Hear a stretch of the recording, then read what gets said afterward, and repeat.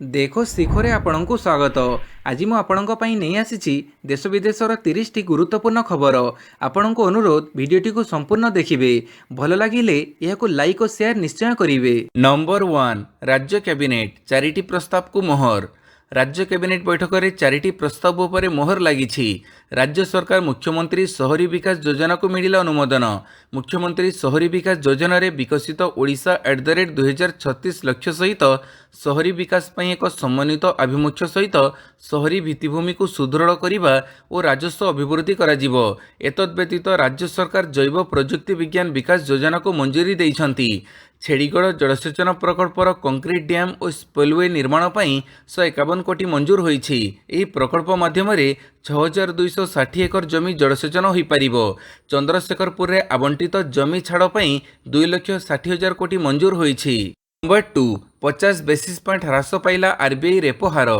कमिला भारतीय reserve bank repo rate. शुक्रवार दिन प्रमुख ऋण हार बा रेपो हार 50 बेसिस पॉइंट ह्रास करिछि। पूर्वरु 6% रहिथिबा बेले ता ह्रास पाई एबे 5.5% रे पहुंचिछि। भारतीय रिजर्व बैंक बा आरबीआई गवर्नर संजय माल्होत्रा नेतृत्व में केंद्रीय बैंकर मुद्रानीति कमिटी जून 4 रे आरंभ होइथिबा एरो 3 दिनिया बैठक समाप्त करिबा परे एही निष्पत्ति घोषणा करा जाइछि। नंबर 3 सहर विकास पाई 6000 कोटी योजना। चलित वर्ष खर्च हेबो 1100 कोटी। राज्य सरकार मुख्यमंत्री शहरी विकास योजना चलित आर्थिक वर्ष आरंभ हेबो। यार उद्देश्य है विकसित ओडिशा @2036 लक्ष्य पूरण पाई शहरी भित्तिभूमि को सुदृढ़ करने सह राजस्व अभिवृद्धि। योजना पाई 5 वर्ष रे 6000 कोटी टंका खर्च हेबो। चलित आर्थिक वर्ष 2025-26 रे एथिपई 1100 कोटी टंका व्ययबराद करा जाइछि। एही योजना रे हेबाकु थिबा प्रकल्प गुडी को मुख्यतः 4टी भाग रे भाग करा जाइछि। सेगुडी कहला शहरी भित्तिभूमि श्रम समृद्धि, जल समृद्धि और प्राणी समृद्धि। शहरी भित्तिभूमि विभाग रे साधारण और राजस्व सृष्टिकारी भित्तिभूमि विकास करा जिवो। नंबर 4 7 विभाग 1248 जन नवनियुक्तों को नियुक्ति पत्र प्रदान कले मुख्यमंत्री। मुख्यमंत्री मोहन चरण माझी काली 7टी विभाग 1248 जन नवनियुक्तों को नियुक्ति पत्र प्रदान करिसेंती। भुवनेश्वर चंद्रशेखरपुर स्थित रेड ऑडिटोरियम रे अनुष्ठित यह कार्यक्रम रे विद्यालय गणशिक्षा विभाग रे 826, स्वास्थ्य परिवार कल्याण विभाग रे 178 जन को नियुक्ति पत्र दि जाइछि। सेहीपरि दक्षता विकास और वैषयिक शिक्षा विभाग रे 81, वाणिज्य परिवहन विभाग रे 63, पंचायतराज विभाग रे 49 जन को नियुक्ति पत्र प्रदान करा जाइछि। एसो अबकारी विभाग रे 32 एवं श्रम और राज्य कर्मचारी बीमा विभाग रे 19 जन को मिली नियुक्ति। पाणीपाग सूचना आज पर बढ़िबो ताती। राज्य में पाग आंशिक मेघुआ रहुथिबा बेले उपरबेला घड़घड़ी सह वर्षा हेउछि। उपकूल और संलग्न ओडिशा रे उष्म आर्द्र परिवेश जोगु गुड़गुड़ी जारी रहिछि। आसंता 3 दिन मध्य राज्य में यही पाग जारी रहिबो। मयूरभंज, बालेश्वर, भद्रक, गजपति, गंजाम, रायगड़ा, मालकानगिरी, कोरापुट और नवरंगपुर रे बिजुली घड़घड़ी सह वर्षा होइपारे। एथिसह बालेश्वर, भद्रक, जाजपुर, केन्द्रापड़ा, कटक, जगतसिंहपुर, पुरी, खोर्धा, नयगढ़, गंजाम और गजपति जिले में उष्म आर्द्र परिवेश जारी रहिबो। फल भीषण गरम और गुड़गुड़ी अनुभूत हेबो। आसंता 24 घंटा रे राज्य में पागरे विशेष परिवर्तन हेबो नाही। एहापर तापमात्रा 2 ରୁ 3 डिग्री पर्यंत वृद्धि पाइबो। नंबर 6 विश्वर सर्वोच्च रेल सेतु उद्घाटित। गड़िला 2टी वंदे भारत। प्रधानमंत्री नरेंद्र मोदी शुक्रवार चेनाब नदी उपर विश्वर सर्वोच्च रेल सेतु उद्घाटन करिसेंती। एही इंजीनियरिंग चमत्कार Udhampur, Srinagar, Bermuda rail link प्रकल्पर एक प्रमुख अंश एवं वर्तमान काश्मीर उपत्यका को रेल माध्यम रे बाकी भारत सहित संजोग करुछि। प्रधानमंत्री मोदी काटरारे 46,000 कोटी टंकार अनेक उन्नयनमूलक प्रकल्प उद्घाटन करिसेंती। चेनाब सेतु उद्घाटन करिवार किछि मुहूर्त परे प्रधानमंत्री त्रिरंगा हलै सेतु पर बुलुथिबा देखिबाकू मिलिथिला। तांको सह रेलमंत्री अश्विनी वैष्णव, मुख्यमंत्री उमर अब्दुल्ला और जम्मू कश्मीर उपराज्यपाल मनोज सिन्हा उपस्थित थिले। नंबर 7 भारतीय भाषा रे शिक्षा को प्रोत्साहन आमर प्रतिबद्धता कहिले धर्मेंद्र। केंद्र शिक्षा मंत्रालय संसदर परामर्शदाता कमिटीर द्वितीय बैठक इंदौर में अनुष्ठित होईछि। केंद्र शिक्षा मंत्री धर्मेंद्र प्रधान अध्यक्षतार आयोजित बैठक में स्कूल और उच्च शिक्षानुष्ठान रे भारतीय भाषा रे शिक्षा को प्रोत्साहित करने उपरे विशद आलोचना होईछि। स्कूल और उच्च शिक्षा रे भारतीय भाषा को समन्वित करिवार आवश्यकता रहिछि। पिलांको ज्ञानात्मक विकास पई दृढ़ भित्तिभूमि निर्माण, अंतर्भुक्ति को प्रोत्साहन एवं देशर सांस्कृतिक ऐतिह्य को संरक्षण करने को कमिटीर सदस्य माने परामर्श देइथिबारु केन्द्रमंत्री धन्यवाद जणाइबा सह आगामी वर्ष रे शिक्षार माध्यम मुख्यतः भारतीय और स्थानीय भाषा रे हेबो बोली कहिसंती। नंबर 8 कोटिया ओडिशार अविच्छेद्य अंग एनी कोनोसी सालिस कराजिबा नाही कहिले राजस्व मंत्री। कोटिया ओडिशार अविच्छेद्य अंग एथिसह कोनोसी सालिस कराजिबो नाही। काली कोटिया प्रसंग रे अनुष्ठित बैठक परे एभडी प्रतिक्रिया रखिसंती राजस्व मंत्री सुरेश पुजारी। से आहुरी कहिसंती विभिन्न विभाग को मासक मध्य कोटिया संपर्क रे रिपोर्ट देबाकू निर्देश दिया जाइछि। कोरापुट जिला पटांगी ब्लॉक अधीनस्थ कोटिया ग्राम समूहर विभिन्न समस्यार स्थायी समाधान करने पर स्थानीय बासिंदा निकट में राज्य सरकार समस्त योजनार सुविधा पहुंचाइबा ओडिया अस्मितार बांधि रखिबापई सेमानक मध्यरे ओडिशार भाषा संस्कृति साहित्य परंपरा पर्वपर्वाणीर प्रचार प्रसार करने लगी राज्य सरकार बड़ योजना करिसेंती। नंबर 9 भारत छाड़िबा पूर्व अरुण जेटली परामर्श नैथिले बोली कहिले माल्या। देशर हजार हजार कोटी टंका नहीं पड़ जाइथिबा व्यवसायी विजय माल्या गोटे सप्ताह हेबा बेस चर्चार अछंती। एक पोस्टकार्ड रे विजय माल्या जो बयान देइछंती ताहा हेबे भारतीय राजनीति उपर गभीर प्रभाव पकई पारे। पोस्टकार्ड रे माल्या कहिसंती कि मते पड़ातक कुह किंतु चोर कुह नाही। विजय माल्या दाबी करिसंती कि से भारत छाड़िबा पूर्व पूर्वतन अर्थमंत्री अरुण जेटली परामर्श नैथिले। विमानबंदर जीवा पूर्व से अरुण जेटली को भेटिथिले। एहापरे से दिल्ली रू लंडन चली जाइथिले। सेठारु से वर्ल्ड काउंसिल मीटिंग पई जेनेभा जाइथिले। जीवा पूर्वरु से जेटली को कहिथिले कि आपण बैंक मानक सह आलोचना करंतु, सेमाने मो सह बैठक करी ऋण बाबदरे समाधान रो बाट बाहर करिवे। नंबर 10 रद्द होइनी सिमला चुक्ति कहिले पाक वैदेशिक मंत्रालय। गतकाली पाकिस्तान रो प्रतिरक्षा मंत्री ख्वाजा आसिफ कहिथिले जे भारत सह स्वाक्षरित सिमला चुक्ति एक मृत दलिल हो जाइछि। या सहित दुई देश 1948 स्थिति को फेरी जाइछंती जेतेबेले जातिसंघ नियंत्रण रेखा को युद्धविरति रेखा भावे घोषणा करिथिला, किंतु ठीक दिनक परे पाकिस्तान रो वैदेशिक मंत्रालय तांकर एही बयान को खारज करि दैछि। सिमला चुक्ति समेत भारत सह थिबा कोनोसी द्विपाक्षिक चुक्तिनामा रद्द करिबाकू कोनोसी निष्पत्ति होई नाही बोली पाक वैदेशिक मंत्रालय कहिछि।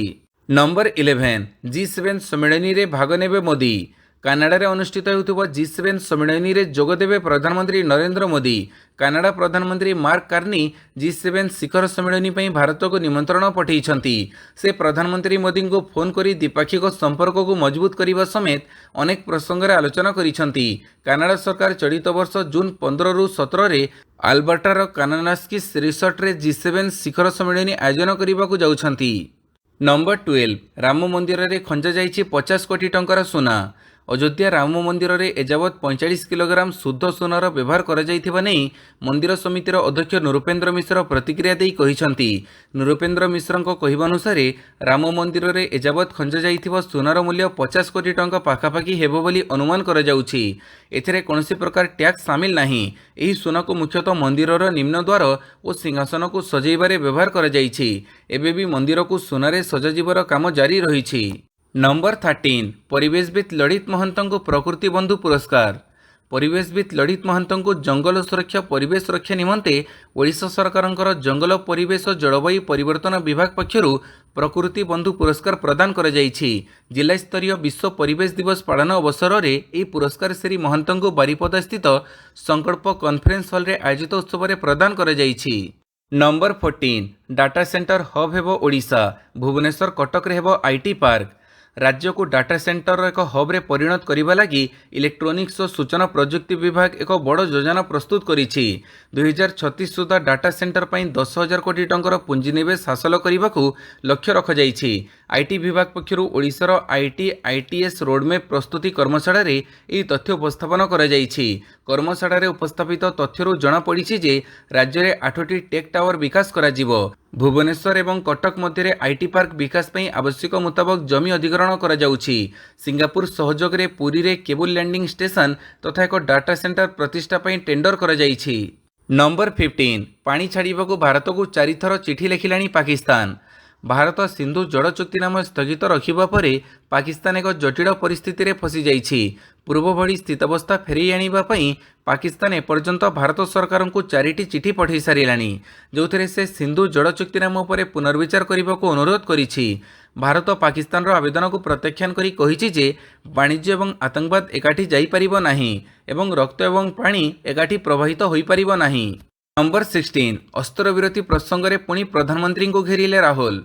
ଅପରେସନ୍ ସିନ୍ଦୁରକୁ ଅଧାରେ ବନ୍ଦ କରିଦିଆଗଲା ବୋଲି ଅଭିଯୋଗ କରିବା ସହ ଆମେରିକା ଚାପରେ ପ୍ରଧାନମନ୍ତ୍ରୀ ନରେନ୍ଦ୍ର ମୋଦି ଆତ୍ମସମର୍ପଣ କରିଛନ୍ତି ବୋଲି କଂଗ୍ରେସ ନେତା ରାହୁଲ ଗାନ୍ଧୀ ପୁଣିଥରେ ଅଭିଯୋଗ କରିଛନ୍ତି। ବିହାରର ନାଳନ୍ଦାଠାରେ ଅନୁଷ୍ଠିତ ଏକ ସାଧାରଣ ସଭାରେ ରାହୁଲ କହିଛନ୍ତି ତାଙ୍କର ଲକ୍ଷ୍ୟ ଜାତି ଜନଗଣନା। ଏହି ପ୍ରସଙ୍ଗରେ ସେ ସଂସଦରେ ଉଠାଇଥିଲେ। ମୋଦି କଂଗ୍ରେସର ଚାପ ଆଗରେ ମୁଣ୍ଡ ନୁଆଇ ଜାତି ଜନଗଣନା ପାଇଁ ଅନୁମତି ଦେଇଛନ୍ତି। ଜାତି ଜନଗଣନା କଥା ଉଲ୍ଲେଖ କରି ରାହୁଲ କହିଛନ୍ତି ତାଙ୍କର ଆତ୍ମସମର୍ପଣର ଅଭ୍ୟାସ ରହିଛି। ମୁଁ ଜାଣିଛି ଯେଉଁଦିନ ଆମେ ତାଙ୍କ ଉପରେ ଆଉ ଟିକିଏ ଚାପ ପକାଇବା ସେ ସମ୍ପୂର୍ଣ୍ଣ ଭାବେ ଆତ୍ମସମର୍ପଣ କରିବେ। ନମ୍ବର 17 ଏଣିକି ଟ୍ରକ୍ ଚାଳକଙ୍କୁ ମିଳିବ ଆଶ୍ୱସ୍ତି, ଟାଟା ନେଲା ବଡ଼ ନିଷ୍ପତ୍ତି। ଭାରତର ସବୁଠାରୁ ବଡ଼ ବାଣିଜ୍ୟିକ ଗାଡ଼ି ନିର୍ମାତା କମ୍ପାନୀ ଟାଟା ମୋଟର୍ସ ଟ୍ରକ୍ ଚାଳକଙ୍କ ପାଇଁ ବଡ଼ ଉପହାର ନେଇ ଆସିଛି। କମ୍ପାନୀ ନିଜ ସମସ୍ତ ଟ୍ରକ୍ ପୋର୍ଟଫୋଲିଓରେ factory fitted air conditioning system launch କରିଦେଇଛି। ଏହି ସୁବିଧା ଏବେ ଟାଟାର ସମସ୍ତ ଟ୍ରକ୍ର କ୍ୟାବିନ୍ ସହିତ କାଉଲରେ ମଧ୍ୟ ମିଳିବ। ଏହି ନିଷ୍ପତ୍ତି ଲକ୍ଷ ଲକ୍ଷ ଟ୍ରକ୍ ଚାଳକଙ୍କ ଜୀବନରେ ବଡ଼ ପରିବର୍ତ୍ତନ ଆଣିବ। ଲଗାତାର ଦୂରଯାତ୍ରା କରୁଥିବାର ଚାଳକ ଏବେ ଆରାମରେ ଗାଡ଼ି ଚଳାଇ ପାରିବେ। ନମ୍ବର 18 ପୁରୀରେ 6 ଦୁର୍ଦ୍ଦାନ୍ତ ଅପରାଧୀ ଗିରଫ, 6ଟି ବନ୍ଧୁକ ଓ 20ରୁ ଅଧିକ ଗୁଳି ଜବତ। ରଥଯାତ୍ରା ପୂର୍ବରୁ ପୁରୀ ପୁଲିସ 6 ଜଣ ଦୁର୍ଦ୍ଦାନ୍ତ ଅପରାଧୀଙ୍କୁ ଗିରଫ କରିଥିବା ବେଳେ ସେମାନଙ୍କଠାରୁ 6ଟି ବନ୍ଧୁକ ଓ 20ରୁ ଅଧିକ ଗୁଳି ଜବତ କରିଛି। ଆଗକୁ ରଥଯାତ୍ରା ଥିବାରୁ ସୁରକ୍ଷା ଏବଂ ଅପରାଧ ନିୟନ୍ତ୍ରଣ ପାଇଁ ପୁରୀ ପୁଲିସ ସ୍ୱତନ୍ତ୍ର ଷ୍ଟ୍ରାଟେଜି ଆପଣେଇଛି। ଡିଜିପିଙ୍କ ନିର୍ଦ୍ଦେଶ କ୍ରମେ ପୁରୀ ଏସ୍ପିଙ୍କ ନେତୃତ୍ୱରେ ଆରମ୍ଭ ହୋଇଛି ଅପରାଧ ନିୟନ୍ତ୍ରଣ ଅଭିଯାନ। ବଛା ବଛା ପୁଲିସ ଅଧିକାରୀଙ୍କୁ ନେଇ ଏସ୍ପି ଗଠନ କରିଛନ୍ତି ସ୍ୱତନ୍ତ୍ର ଟିମ୍। ପୁଲିସ ଟିମ୍ ଚଢ଼ଉ ଜାରି ରଖିଥିବା ବେଳେ ଟାର୍ଗେଟରେ ରହିଛନ୍ତି ପ୍ରାୟ 50 ଜଣ ଅପରାଧୀ। ଏହି ଅପରାଧୀମାନେ ବଡ଼ଦାଣ୍ଡ, ବେଳାଭୂମି, ବସ୍ତି ଅଞ୍ଚଳ ସହ ବିଭିନ୍ନ ବ୍ୟବସାୟିକ ପ୍ରତିଷ୍ଠାନରୁ ବଟି ଆଦାୟ କରି ଅପରାଧ ସାମ୍ରାଜ୍ୟ ବିସ୍ତାର କରିଥିବା ଜଣାପଡ଼ିଛି। ନମ୍ବର 19 ଅପ୍ରେଲ 2026ରେ ବାଂଲାଦେଶ ନିର୍ବାଚନ। ବାଂଲାଦେଶରେ ନିର୍ବାଚନ ପାଇଁ ତାରିଖ ଘୋଷଣା କରାଯାଇଛି। 2026 ଅପ୍ରେଲ ପ୍ରଥମ ସପ୍ତାହରେ ବାଂଲାଦେଶରେ ଜାତୀୟ ନିର୍ବାଚନ ଅନୁଷ୍ଠିତ ହେବ। ବର୍ତ୍ତମାନ ବାଂଲାଦେଶରେ ମହମ୍ମଦ ୟୁନୁସଙ୍କ ନେତୃତ୍ୱରେ ଏକ ଅନ୍ତରୀଣ ସରକାର କାର୍ଯ୍ୟ କରୁଛି। ସମ୍ପ୍ରତି ବାଂଲାଦେଶର ବିଭିନ୍ନ ରାଜନୈତିକ ଦଳ ଡିସେମ୍ବର ସୁଦ୍ଧା ନିର୍ବାଚନ କରିବାକୁ ଦାବି କରିଥିଲେ, ଯାହା ଯୋଗୁଁ ୟୁନୁସଙ୍କ ଉପରେ ଚାପ ବୃଦ୍ଧି ପାଇଥିଲା। ଏହି ମଧ୍ୟରେ ଶୁକ୍ରବାର ବାଂଲାଦେଶରେ ନିର୍ବାଚନ ପାଇଁ ତାରିଖ ଘୋଷଣା କରାଯାଇଛି। ନମ୍ବର 20 କିଏସ୍ସିଏ ବିରୋଧରେ କୌଣସି ଦଣ୍ଡାତ୍ମକ କାର୍ଯ୍ୟାନୁଷ୍ଠାନ ଗ୍ରହଣ ନ କରିବାକୁ ପୁଲିସକୁ କଡ଼ା ନିର୍ଦ୍ଦେଶ ଦେଲେ କର୍ଣ୍ଣାଟକ ହାଇକୋର୍ଟ।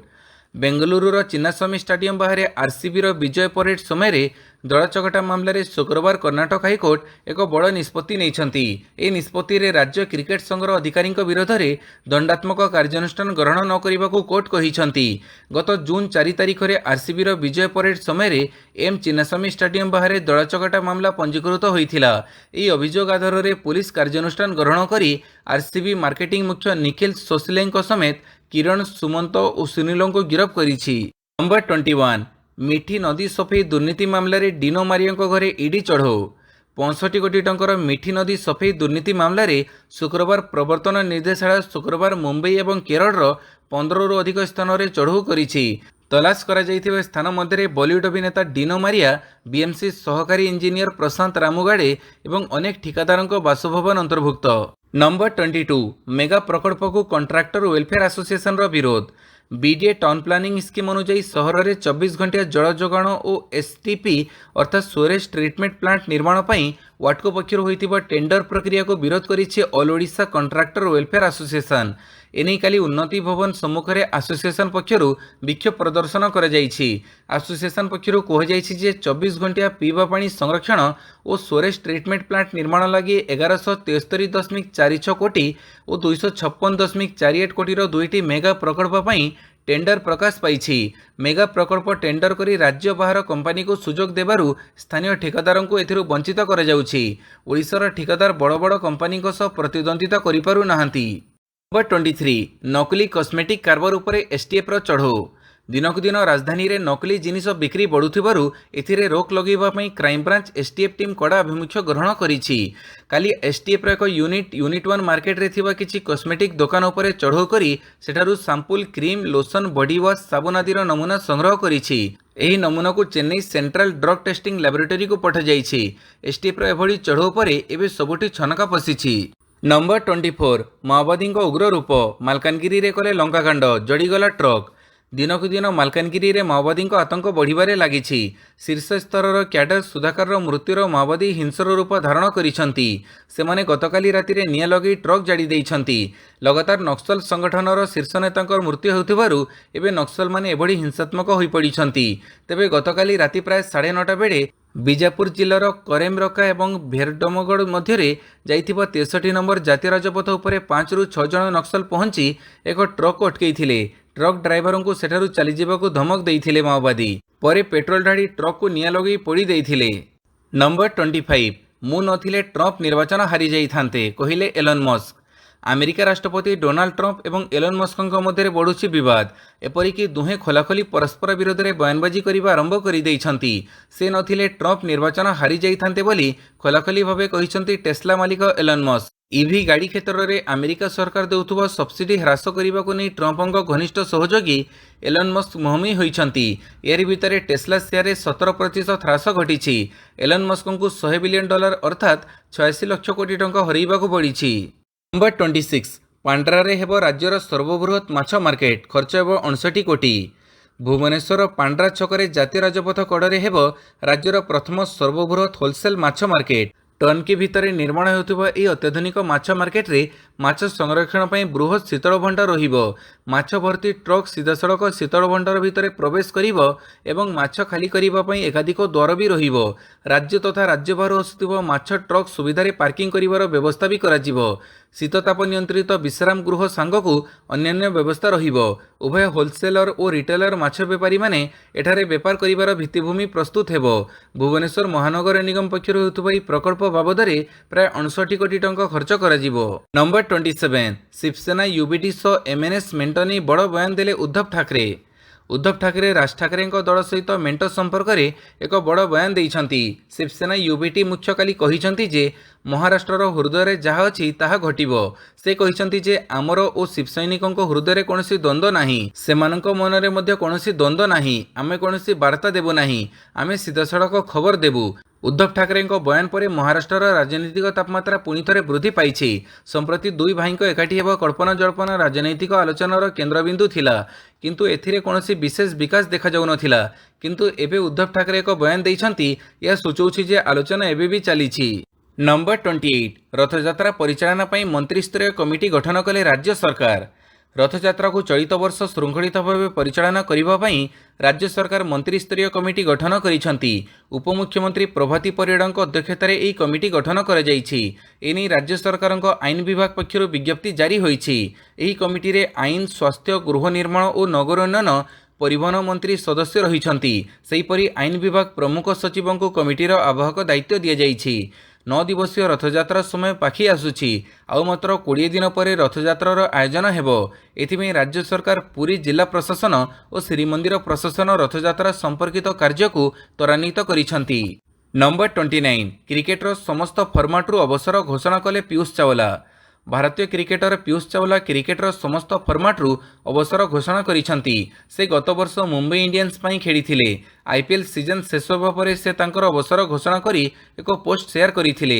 ପୀୟୁଷ ଚାୱଲା ତାଙ୍କ କ୍ରିକେଟ କ୍ୟାରିୟର ସ୍ମରଣୀୟ ମୁହୂର୍ତ୍ତଗୁଡ଼ିକୁ ସେୟାର କରି ଏକ ନୋଟ୍ ସେୟାର କରିଥିଲେ।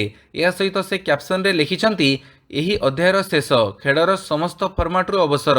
ଏହି ସୁନ୍ଦର ଯାତ୍ରା ସମୟରେ ସମର୍ଥନ ପାଇଁ ସମସ୍ତଙ୍କୁ ଧନ୍ୟବାଦ। ନମ୍ବର 30 650 କୋଟି ଟଙ୍କା ଆୟ କଲା Royal Challengers Bangalore. Royal Challengers ବାଙ୍ଗାଲୋରର ସ୍ୱପ୍ନ ଆଇପିଏଲ୍ 2025ରେ ସାକାର ହୋଇଥିଲା। 18ତମ ସିଜନରେ ଆରସିବି ପ୍ରଥମ ଟ୍ରଫି ଜିତିଥିଲା। ଦଳ ମଧ୍ୟ ଏହାକୁ ବହୁତ ଉତ୍ସାହର ସହିତ ପାଳନ କରିଥିଲା। ଆରସିବିକୁ ଆଇପିଏଲ୍ ଦ୍ୱାରା 20 କୋଟି ଟଙ୍କାର ପୁରସ୍କାର ରାଶି ଦିଆଯାଇଥିଲା। ତେବେ ଆପଣ ଜାଣି ଆଶ୍ଚର୍ଯ୍ୟ ହେବେ ଯେ 2024 ଆର୍ଥିକ ବର୍ଷରେ ବି ଆରସିବି ବମ୍ପର ଆୟ କରିଛି। ଏହା ସହିତ ଆମେ ଆପଣଙ୍କୁ ଆରସିବିର ମୋଟ ସମ୍ପତ୍ତି ବାବଦରେ ମଧ୍ୟ କହିବୁ। ରୟାଲ ଚ୍ୟାଲେଞ୍ଜର୍ସ ବାଙ୍ଗାଲୋର 2024 ଆର୍ଥିକ ବର୍ଷରେ ମୋଟ ପ୍ରାୟ 653 କୋଟି ଟଙ୍କା ରୋଜଗାର କରିଛି। ଭିଡ଼ିଓଟିକୁ ସମ୍ପୂର୍ଣ୍ଣ ଦେଖିଥିବାରୁ ବହୁତ ବହୁତ ଧନ୍ୟବାଦ।